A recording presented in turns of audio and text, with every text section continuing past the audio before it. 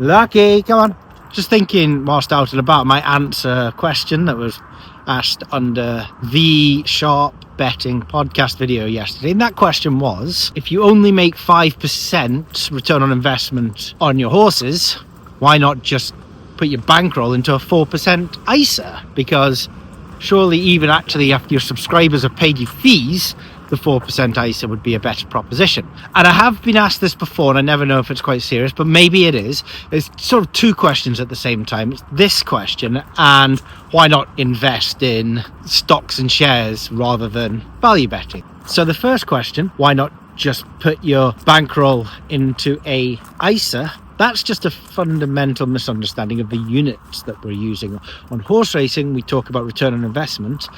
That's a 5% return on investment per bet. When we talk about a return on investment in an ISA, that's a 4% return on investment per year. Now, if you took your entire bankroll and put it on one bet, that would be a 5% on average return on investment. I wouldn't advise doing that because of bankroll management. The bet will lose and then you've got no more money left. In the last month, we had a 6.3% return on investment on horses using a Kelly stake, and that is 23rd of August to 23rd of September. In the last month on a 4% ISA, you got 4 divided by 12, 0.33%, 1/3 of a percent. And when looking at the value betting results, we do have to remove or disassociate the time frame for that, because it's just about volume. It's a per bet, it's an average per bet. You can just keep on betting as much as you want at 5% return on investment.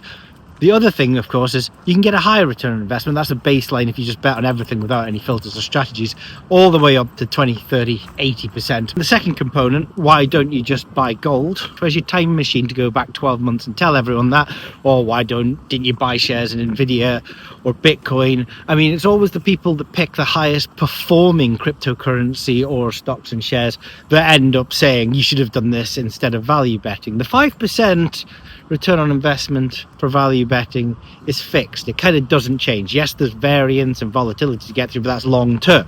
I can't predict what you're going to get on gold in the next year. It probably won't be the same as you got in the last year, but it might be more. Who knows? And they're not mutually exclusive either. It's not like you have to do value betting, or you have to buy gold, or you have to invest in ISA. And I have some money in the S&P 500 enjoying some quite outrageous returns since April.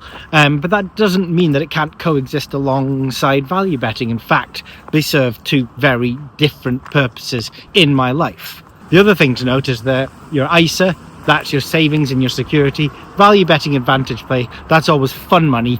So in summary, that's the fundamental difference, right? 5% return on investment is per bet. In value betting, 4% on your ISA is per year. I'm now going to take the dog home and jump into a time machine so that I know exactly which commodities to invest in the next year. Isn't that right, Lucky? Do we have a sit? Do we have a sit? Do we have the random guy that shouts out in the road as a prick? Do we have that? We don't even have that. We don't even have a sit. No, sit down. Sit down. Treat. Yeah, nah, you know there's a treat coming, don't you? Yeah. That's per year. That's the fundamental difference between the two of them. Brilliant. Thank you. Appreciate that. Thanks, man. What? Great. Thanks, man. What's that, mate? Thank you. Cheers. Yeah, thanks, man. Dickhead.